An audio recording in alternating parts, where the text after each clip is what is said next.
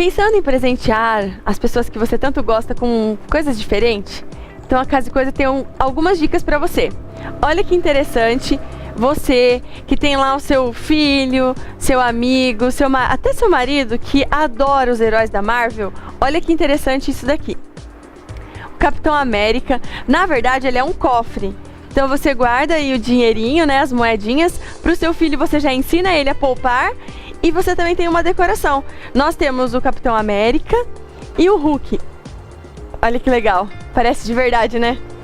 Então, e para as meninas, nós também trouxemos essa bailarina, que de verdade, ela é um organizador de joias. Nesses furinhos do vestido você pode colocar brincos, nas mãozinhas aqui você coloca colares, pulseiras, então acaba também sendo um objeto muito decorativo e muito bonito.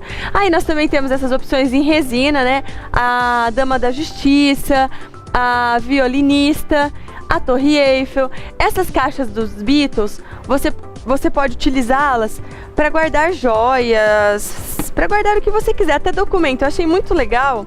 Teve uma senhora que levou e ela levou para deixar organizado na sua sala e aproveitar e guardar conta de água, de luz. Então acaba sendo um objeto decorativo e muito útil.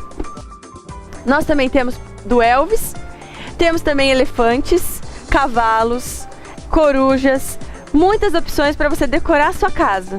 Nós também temos porta-caneta, olha esse cachorrinho. Nós também temos essa maquininha de costura.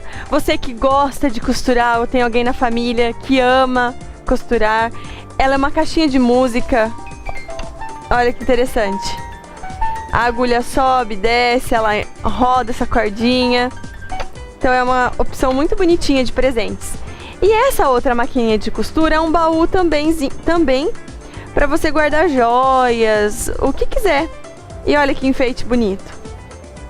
Bom, gente, além das decorações, que são várias, olha isso daqui. Não posso deixar de mostrar, olha que demais isso. Olha essa caminhonete. E ela também é toda em resina e brilhante. Olha como fica bonito. Nós também temos o cachorrinho e acaba sendo um cofre. Você guarda moeda e decora o ambiente que você quiser. Eu convido vocês, vem pra Casa e Coisa, aqui tem de tudo. Nós trabalhamos todos os dias de segunda a sexta, das 9 às 18 horas e todos os sábados das 9 às 17 horas. Gente, vem pra Casa e Coisa!